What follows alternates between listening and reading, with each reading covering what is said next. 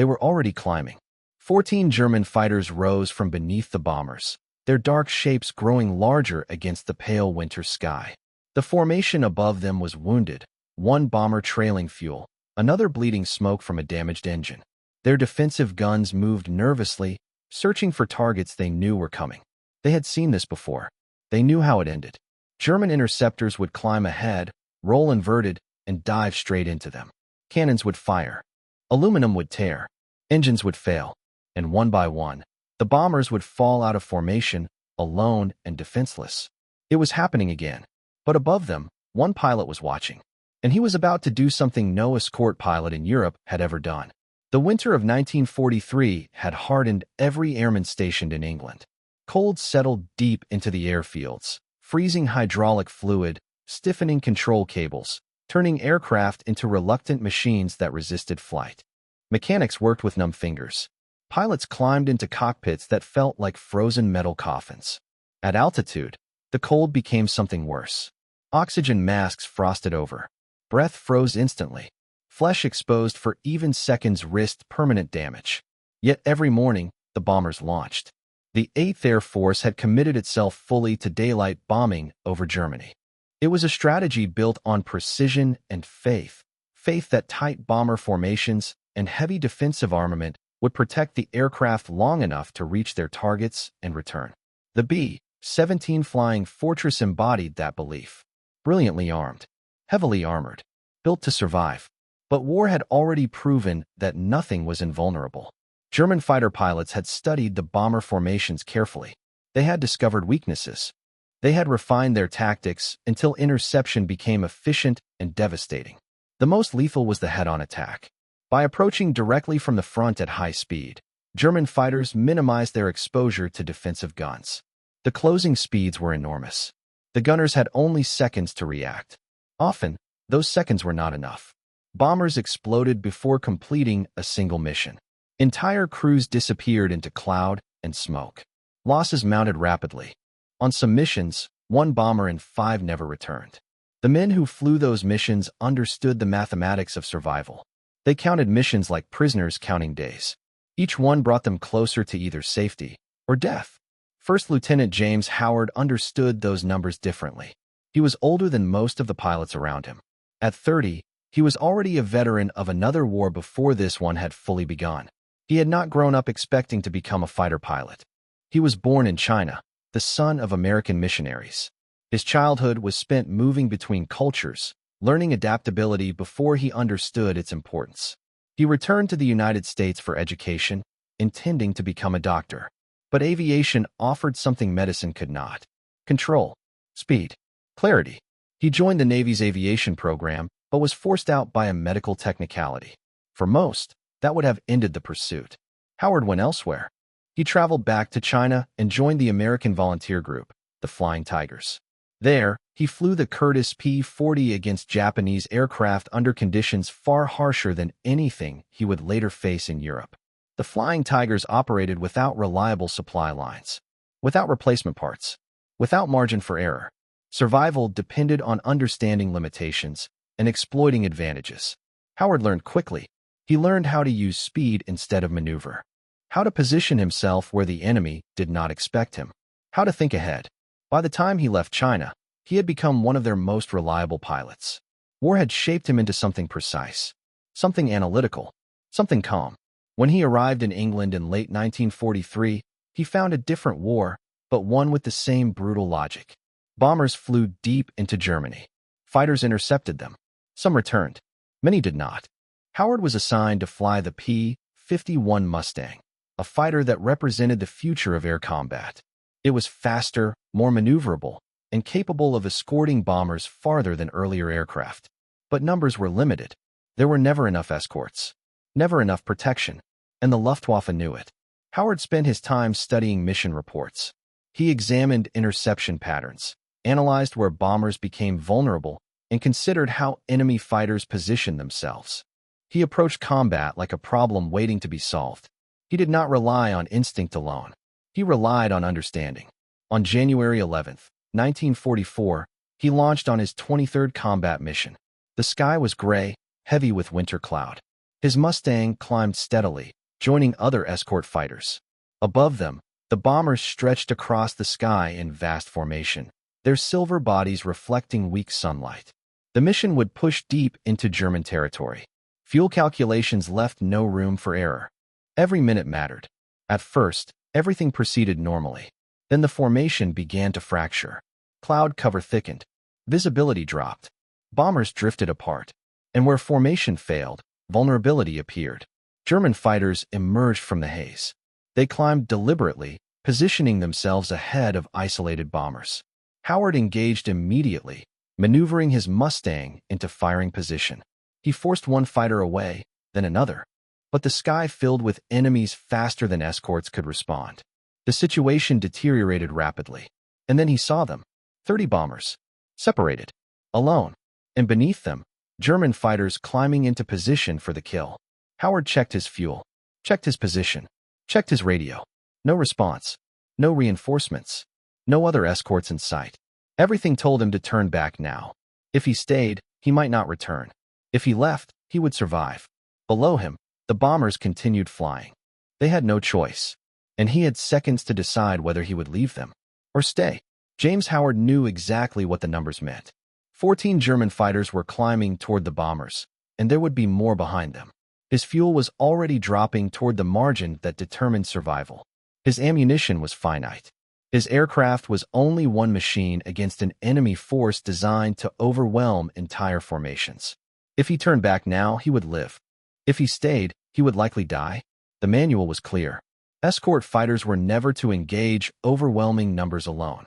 Their role was protection through coordination, not sacrifice through isolation. But manuals did not account for moments like this. Moments when doctrine collided with reality. Howard pushed the throttle forward. The Mustang surged ahead, its engine responding instantly. He angled downward toward the isolated bombers, closing the distance rapidly. The German fighters had not yet committed to their attack. They were positioning carefully, aligning themselves for the head-on pass that had destroyed so many bombers before.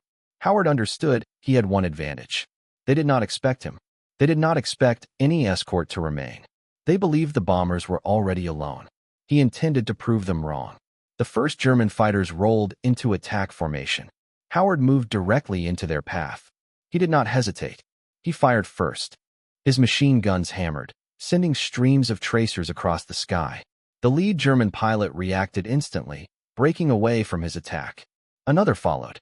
Their formation lost cohesion, forced to react instead of execute their carefully planned approach. The bombers held formation. Howard stayed with them. He did not chase the retreating fighters. He did not waste time pursuing individual victories. His objective was not destruction. It was disruption. The German fighters regrouped quickly. They came again, this time from multiple angles. Howard maneuvered constantly, placing himself between the attackers and the bombers. He forced each German pilot to deal with him first.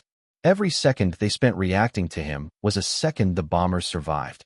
He became their shield. Then he did something no escort pilot had been trained to do. He entered the bomber formation itself. Fighter doctrine strictly prohibited such positioning. Bombers flew in tight formation, their propellers generating turbulent air currents that could destabilize smaller aircraft. One mistake could send a fighter into collision. Bomber gunners, trained to fire instantly at approaching aircraft, could mistake him for the enemy. The risk was enormous. Howard accepted it. He reduced speed and positioned his Mustang directly ahead of the lead bombers. He placed himself exactly where German fighters needed to be in order to attack. He became the obstacle. The bomber crews saw him. At first, they did not understand. Some thought he was lost. Others feared he had been damaged. Then they saw what he was doing. He was protecting them. The German fighters came again. 2 Messerschmitts dove directly toward the formation, cannons armed, committed to the attack. Howard held his position until the last possible moment. Then he fired. His tracers cut directly across their path. Both enemy pilots broke away. Neither continued the attack. They could not risk collision. They could not risk destruction. Howard repositioned immediately, returned to his place, waited. The bombers stayed tight behind him. They understood now. They were not alone. The attacks continued. Again and again. From above. From the sides. From below. Howard met each one. He forced German fighters to hesitate, to maneuver, to reconsider their approach. He denied them the clean attack geometry they depended on. He understood something fundamental. Air combat was not only about firepower. It was about position. If he occupied the right position, he controlled the fight. Even alone, the German fighters were skilled, persistent, determined, but they were also calculating. Each failed attack cost fuel, cost opportunity, cost survival. Howard's presence changed the calculation. Minutes stretched. His fuel dropped steadily. His ammunition supply diminished. His engine temperature climbed. Still, he stayed. He remained between the enemy and the bombers. He accepted every risk, because leaving would guarantee their destruction, and staying gave them a chance. Gradually, the attack slowed. German fighters began disengaging, one at a time.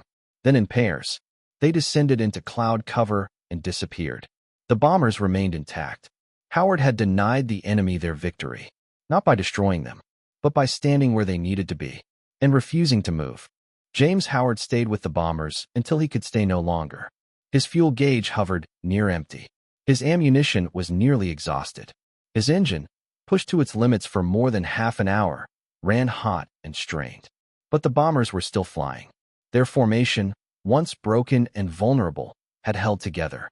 The German fighters had withdrawn, not because they had been destroyed, but because the opportunity had been taken from them. Howard eased his Mustang away from the lead element. For a moment, nothing happened. Then the lead B-17 rocked its wings. A simple gesture, a silent acknowledgement. Howard returned the signal. Then he turned west, toward England, toward whatever fuel he had left. The flight home was quieter. Without enemy fighters nearby, the sky seemed strangely empty. The adrenaline that had sustained him began to fade, replaced by exhaustion and calculation. He leaned his engine mixture carefully, coaxing every remaining ounce of range from the Mustang. The English coast appeared ahead through low winter haze. His engine sputtered once. Then again, fuel starvation. He adjusted the throttle gently, maintaining just enough power to remain airborne. Losing the engine now, over water or hostile terrain, would still be fatal. He crossed the coastline barely above stall speed. He landed at the nearest available airfield. The Mustang rolled forward, slowed, and stopped. Seconds later, the engine died completely. Ground crew ran toward him immediately. They saw the damage first. Bullet holes along the wings. More in the fuselage. Fragments that had passed within inches of critical systems. They saw an aircraft that should not have survived, and a pilot who had flown it beyond every reasonable limit. Howard climbed out quietly. He said very little. He filed his combat report with calm precision, describing events without embellishment. He listed enemy contacts, described positioning, and explained his decision to remain with the bombers. He did not describe it as bravery. He described it as necessity. The bomber crews told a different story. When they returned to their own bases, they spoke of the lone Mustang that had stayed when all others were gone. They described how it had moved inside their formation, disrupting every German attack. They described how the enemy had been forced to react, not to the bombers, but to the fighter protecting them. They knew what would have happened without him. They knew they would not have returned. Their testimony reached squadron commanders, then group commanders, then 8th Air Force headquarters. Command staff reviewed the reports carefully. Howard's actions had violated established escort doctrine. Fighters were not trained to operate within bomber formations. The risks were considered too great. And yet, his actions had succeeded. He had preserved the formation. He had prevented losses. He had revealed a weakness in enemy tactics that no one had exploited before. The head-on attack depended on uninterrupted geometry. Howard had interrupted it. By positioning himself where the enemy needed to be, he had denied them the attack entirely. Within weeks, escort tactics began to change. Fighter pilots were trained to position themselves closer to bombers when necessary. They learned to anticipate attack vectors, to deny clean approaches before attacks could develop. They learned what Howard had demonstrated.